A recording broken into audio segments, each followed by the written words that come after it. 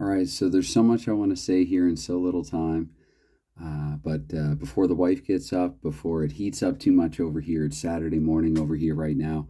I think it's about time to do this 1969 draft, get it underway, get it out of the way, and then go on a road trip. So, anyway, this is round one. And sorry, I don't know how to stream. I guess that was something else that I wanted to say off the top. I haven't figured out how to stream. I haven't really endeavored, like, tried too much. I'd probably have to pay for some service or something. But it's 1969, so if things are technologically lacking, then we'll use that as a lame excuse for it. Anyway, well, let's see who's going to pick first. So I'm going to try doing this one a little more hands off, a little more paper free this time, to try to do it differently. Anyway, here goes. So with the first pick here for the 1969 draft,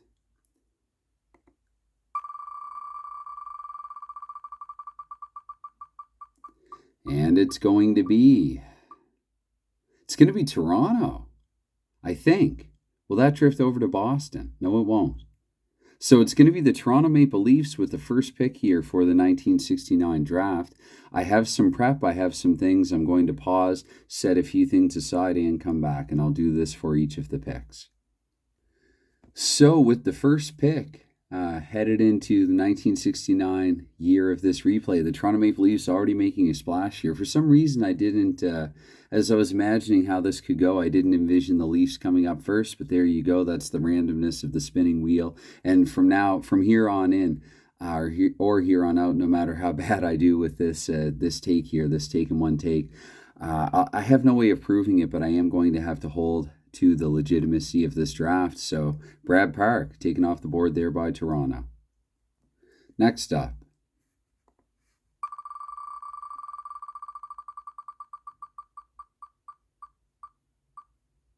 could it be Montreal?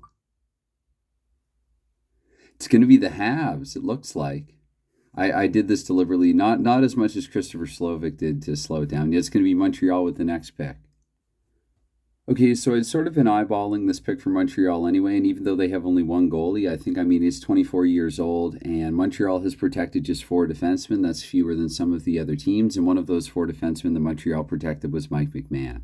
So they're going to take Carol Vadnais with the second pick overall for the 69 draft. Backing up a little bit, some justification as well for Toronto's selection of Brad Park, even though they protected a handful of defensemen.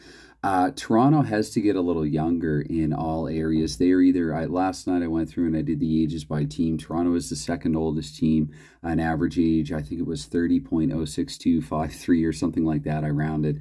When I posted it on Delphi, I knocked a couple of decimals off there. But Toronto is just under New York, being the second oldest team. So 21-year-old defenseman, given that Tim Horton is pushing 40, really kind of makes sense, I think, for the Maple Leafs.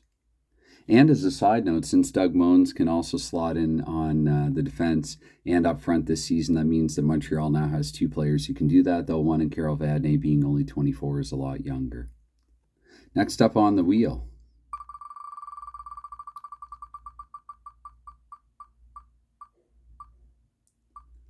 Oh, these two teams, Detroit and Chicago, want something similar, and it looks like Detroit's going to get it, so just one moment. So assuming that there would have been a bit of a fallout with Pip Martin, who would have been a very viable candidate here, but since Detroit didn't protect him, again, I tried to think, what if this were real personality-wise? Martin might want to look elsewhere, might even have told Detroit, hey, DND, do not draft me. Ray Cullen, he performed reasonably well with Boston, very viable candidate. He also, in the Tier 2 developmental / stay busy National Hockey League, ended up performing quite well in 69. So we're going to go with Ray Cullen here with the third overall pick.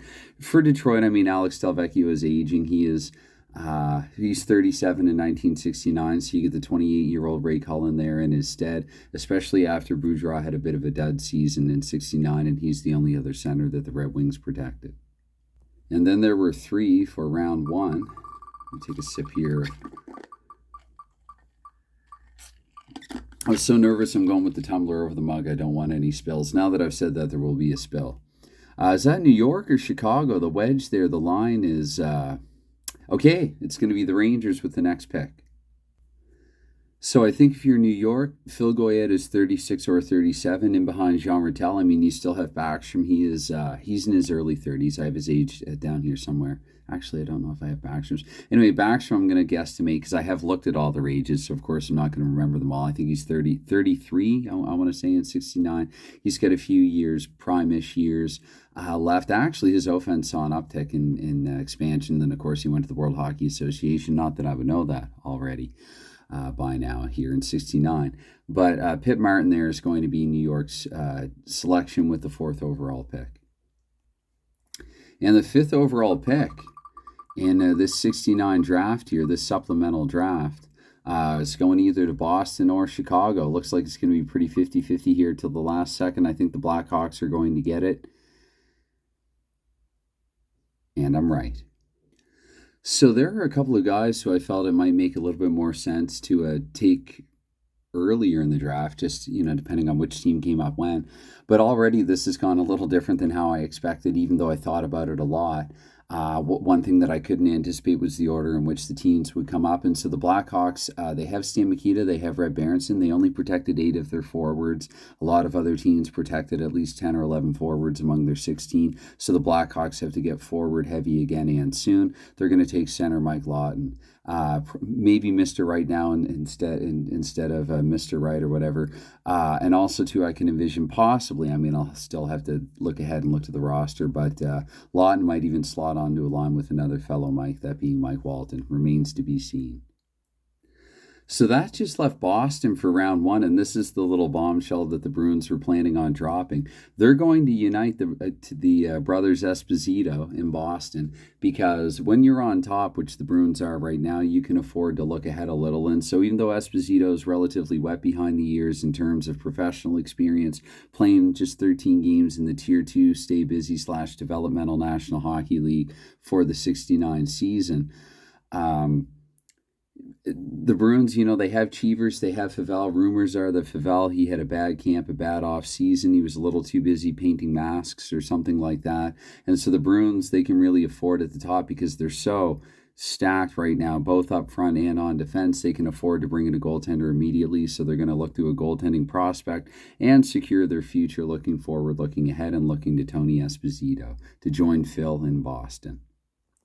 So that was the end of round 1. To round 2 we go. Let's see here with the first pick in round 2. There's no guarantees. It could be the Maple Leafs again. I think it'd be a little unfair if it's the Maple Leafs again, but I'm not going to scoff if it's Montreal. Look at that with the first pick here in Montreal in round 2. And also remember, too, that in the second round, Montreal gets the Bruins pick, courtesy of the trade that they made in mid-68 when they sent John McKenzie to Boston. They got John Ferguson in return. They also swapped picks. Montreal has Boston's second-round choice, and Boston has Montreal's fifth-round choice. So they get a pair of picks in the 5th round. See how Boston, they took Esposito. They're clearly not worried for the time being. Anyway, so it's Montreal here with the next pick. Okay, so I'm a little surprised that he fell this far, but actually for Montreal, in terms of their need, they only have one goaltender protected. So they really need to get a goaltender, and soon they're probably going to do that with Boston's pick here in the second round. But yeah, the Montreal Canadiens have decided. He fell this far. He is, I would say, quite arguably, clearly, an argument could be made that he is the BPA at this point. He did play 22 games with Montreal in the Tier 2 Developmental / Stay Busy National Hockey League the season before. Early in 68 there, 67-68. So Danny Grant is going to be Montreal's pick for a Canadiens team that has 12 forwards protected already.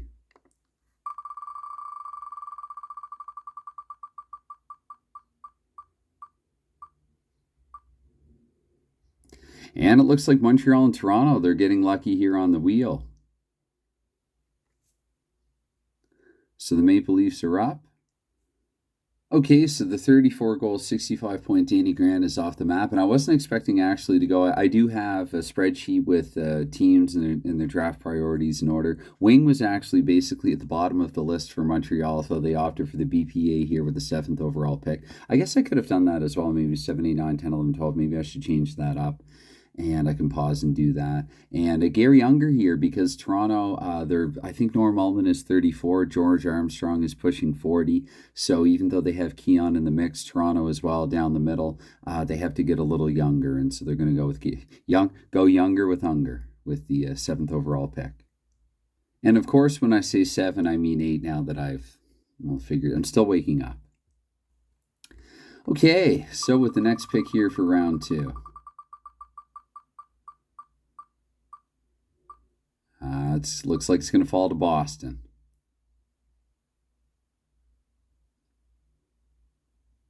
I expanded this wheel a few seconds. Maybe I should go back to like 10 seconds. Anyway, it's Bruins with the next pick. And did I say I was still waking up? So I caught myself just in time here. Before I announced the pick, I just wanted to acknowledge that I just remembered that, again, courtesy of the McKenzie-Ferguson trade that I mentioned earlier, Montreal actually has Boston's pick here in the second round. And I actually almost took this guy with the 7th overall pick. I even thought about taking him in the first round for Montreal. Needless to say, the Canadiens have been reunited. Jacques Palan has come home. Presumably, either he and Toe Blake have mended fences or whatever, or they just somehow they decided that Jacques Palan is coming home. Need I say more? Jacques Palan is he's coming back home to Montreal. He's a 40-year-old goaltender, but he was freaking fantastic in '69. And so yeah, Montreal has Rogie Vachon. They now have a second netminder in Jacques Palan.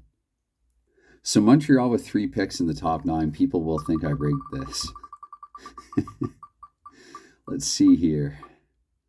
Is it going to be the Red Wings up next? They've also been drafting good and early. So it's, I think that Boston, or New York and Chicago at least, should be relatively unsatisfied with this wheel. So after a very solid season in the developmental /Tier 2 /Stay Busy National Hockey League, Roy Edwards is going to be reacquired. He is Detroit alumnus and good overall goaltender, as I said prior to it going into it. So with the 10th overall pick, the Red Wings will reacquire Roy Edwards. Okay. So it's the Blackhawks or the Rangers. I think they might have been the final 2 in the first round. No, Boston was last in the first round. And that looks like Chicago. Again, I don't really know if increasing time really did a whole lot. I might try to change that setting. So the Blackhawks with the 11th overall pick, they're going to take another center. They're going to be real deep down the middle now. They have Andre Lacroix. And to be honest, the Rangers, I was really seriously considering Brad Park keeping that whole Park Rangers legacy intact. Headed into the early 70s, but as Brad Park was taken first overall in the draft, again, he was taken second overall in the 66 amateur draft. So the Rangers, they're going to circle back on, I guess he had another French prospect, Lacombe himself. I think he was only 21 in 69. So they like Brad Park, so they're getting young, they're staying young.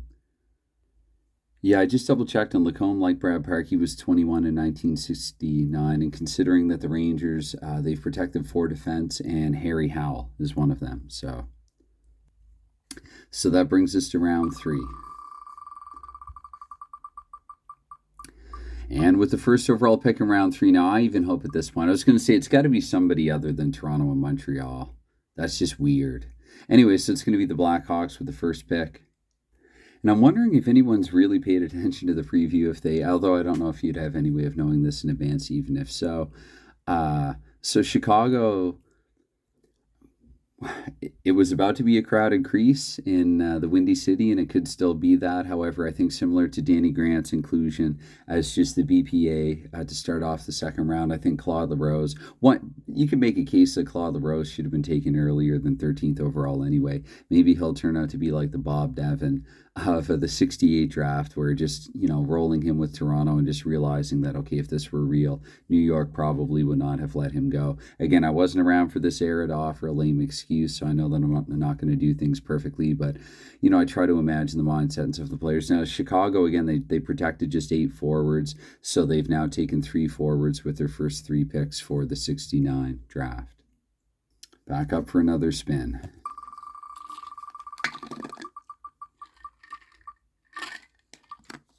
Toronto again? Oh, you got to be kidding me. All right, the Leafs are getting lucky here on the wheel. So with a nickname like Suitcase, it might seem odd that he probably didn't have that nickname at this point. It's probably by the mid 70s that he'd established that, I'm guessing. But in '69, in the Tier 2 developmental slash stay busy National Hockey League, this guy, he played pretty well. And so there's a good chance that he could roll pretty well. And you have two goalies in Toronto already, but one of them is Johnny Bower. So needless to say, he's not young at this point. He might disagree with me. But Gary Smith is going to shore up the Leafs goaltending tandem headed into the '69 season. I guess that would be more trio instead of, I always think of tandem as being a two-member unit. Anyway, maybe not. Still waking up. I just want to get this out of the way so that I won't be thinking about it, but now that once I've done it, I'll still be thinking about it. So again, the Canadians, I don't know what's with this wheel. I don't think these were the teams that had this kind of draft luck in the prior installment of this. So assuming that Cesar Montiago has soured on his experience with Montreal, the last place Canadians in '68. I don't know, a guy by the name of Dryden fitting into Montreal. I remember, again, this is only '69. I can't look ahead. I just can't see this happening, right? It's utterly inconceivable that a fellow by the name of Dryden would be able to find a good home in Montreal, but it remains to be seen. So Dave Dryden with the 15th overall pick. And it does feel like these are usual suspects in the bottom three at this point. As if Boston needs more talent. So it is the Bruins up next. So he's still only 26, and even though Boston technically didn't protect him, I think they can go to him and say, hey, you want another Stanley Cup? We have a chance.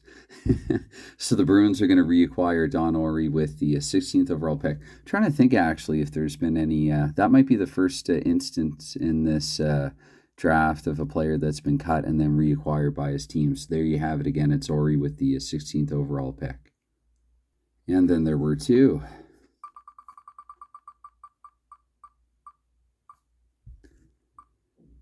New York last again. Weren't they last in round 2?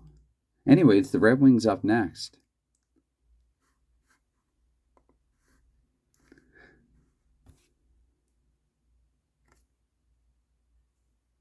And with the 17th overall pick, I already mentioned Detroit, they only protected a couple of players, centers rather, and one of them, Alex Delvecchio, not getting any younger. The other, Andre Boudreau, had kind of a bum camp and a dud '69 season. So Danny O'Shea is going to be the 17th overall pick for the Detroit Red Wings. And this I really didn't see coming either, but I'd say he's probably the best goaltender overall still available. I don't know, for whatever reason, given photos and stuff I've seen of him, I can't really imagine him, again, for whatever reason, in a Rangers jersey. But it just kind of makes sense at this point. I think for the Rangers, yes, they have Eddie Jackman, who didn't roll so well in '68, actually, and Glenn Hall ended up replacing him and stealing the starter's job away from him. But Glenn Hall is 38 or 39 going into '69, so Montiago, about 10 years his junior, is now up in Toronto's, or Toronto. Why do I keep saying Toronto? Because they keep coming up first. This isn't rigged, I swear. But in New York's goaltending, yes. So despite what I said about the wheel there, I've actually changed it so it's going to roll a little longer. I just want to try to get some different teams up and early for round 4 here. And it's going to fall. I should never complain when it falls to Montreal, though. Oh, that might actually go to New York, so we might already have a difference here with this longer, slower wheel. No. So still only 34, and defensively very sound. Montreal Canadiens maybe to mentor somebody like Serge Savard, since Boston passed on Bosco and went ultimately for Don Orey, leaving Bosco available. I feel like Boston might have taken Bosco at some point if he was still available, but the Canadiens have elected to go with Bosco here with the 19th overall pick. And 20th overall in the 69 draft. Goodness, I'm still waking up. Oh, okay. Oh, Toronto again? Really? Geez, even Boston would be something a little different. Careful what you ask for. And now that I've said that, it's drifted over the Bruins' way here. The 20th overall pick. So much to the chagrin or the dismay of the rest of the Eternal Six League, Boston, as if they needed to get rougher on the back end. They already have the likes of Ed Van Imp and Ted Green. They're going with Jim Dorey because when 34-year-old Elmer Vosco is no longer available, and to be honest, Jim Dorey, though he takes a lot of penalties, 20 if anything, one could argue he's fallen a little low in this draft. Of course, this is all subjective. This should not be compared to the National Hockey League. They are kind of apples to oranges relative to that league. I'm not looking to rebuild. I'm not looking to tear down and rebuild any of these teams. They're all drafting to win right now. If what they need is, say, a goaltender, even if that goaltender is 40, damn it if he rolled well and played well that year and will roll well in the game, then that's who I'm going to take. So I'm going to go with... which leads me somehow, however indirectly, however roundaboutly, back to Boston, taking basically Dorey's the BPA at this point. All right, enough of that nonsense and foolishness. Let's go back to the wheel here with, I'm going to guess Chicago will come up next. Maybe Toronto. They seem to come up a lot. Oh, is the slow wheel going to hurt New York? Oh, no. Oh no, I'm not going to redo this video or anything. I'm sorry about this. But it's Toronto with the 21st overall pick. So the Maple Leafs are going to circle back on one of their early mid-60s prospects here. They're going to go with Pete Stemkowski here with the 21st overall pick to join Gary Younger. Again, they're getting a little older down the middle with Allman being in his mid-30s and George Armstrong being next to 40. All right. Hope I sound animated enough at this hour. I didn't sleep so well last night. Surprise, surprise. But hopefully this wheel in this draft is carrying itself. Anyway, so at least the Rangers are not going to draft last overall for this round. And so continuing to get younger and rougher and tougher on the blue line, the Rangers perhaps have made a splash here, finally drafting a little earlier here in the draft here in round 4 with Pat Quinn, 26-year-old Pat Quinn. So it feels like I've seen these teams here a lot, but let's see here. I can't really say I'm hoping for one or the other, but it does feel like Detroit's been drafting earlier than Chicago. Feelings are not always real. Remember that, kids. Feelings are not always real. Anyway, here we go, Chicago. So the Blackhawks are going to take netminder Joe Daly, and it just occurred to me that probably what I could do, and one way that I could improve on this is maybe have their position, at least their loose position, adjacent to their name. Actually, you know what? Maybe not. I mean, if this were real, if you look at a real draft, I don't think they do that. I'm trying to visualize now and like entry draft and the boards and anyway, I'm not set up to do that yet. But Joe Daly is a goaltender, and the Blackhawks again, they have Bruce Campbell, they have Denny DeJordy. So again, it still could be a crowded crease in Chicago. Anyway, another guy I didn't see in Detroit's plans, but he's clearly the. One could argue at least that he is the BPA, the best player available at this point. So with the 24th overall pick, the Detroit Red Wings, I mean, they've got a fellow by the name of Howe. But again, they're not getting any younger up front. So with the 24th overall pick, Detroit already protected a handful of defensemen as well.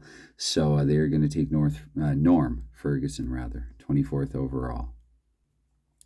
And so for anyone who is frustrated with Montreal coming up early in the round, I changed the number of seconds on the wheel again, and Montreal doesn't have a pick for round 5. So this pick is technically going Boston's way. So to kick off round 5, the Bruins have acquired a veteran here, 33-year-old Charlie Burns, also Boston alumnus. I think I unpaused that. Did I unpause that? I thought it was already at 24-15. Boston has picked Charlie Burns here with the first pick in the 5th round. All right.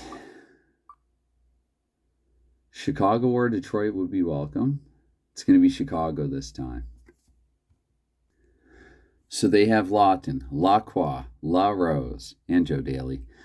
Still only 31. The Blackhawks with the 26th overall pick here. They've selected Joel Picard. Or sorry, Noel. Oh, goodness. Wow. Noel Picard. All right.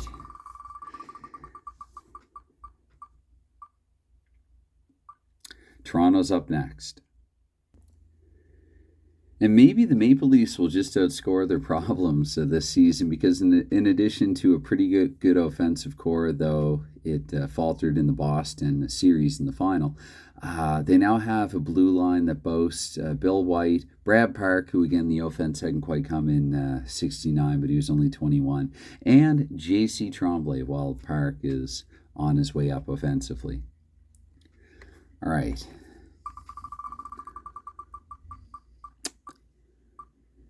New York, that would be welcome. Yes, New York. I'm trying to recall where Joel would have fallen actually in the 68 draft. Maybe it was in a similar position. Anyway, the defense has fallen off for Joel in the developmental Tier 2 / Stay Busy National Hockey League for 69. But he scored 33 goals at the same time, so maybe he was just a little too busy scoring goals to play defense. You can never have too many good centers, and again, I do have a spreadsheet with needs for the teams, and so yeah, Joel is just going to be New York's next pick here. So the Bruins again, or the Wings, and it looks like Boston. With would this be the 31st? No, sorry, the 20. I don't know. So what's 6 multiplied by? Okay, let's find out here. 29th overall.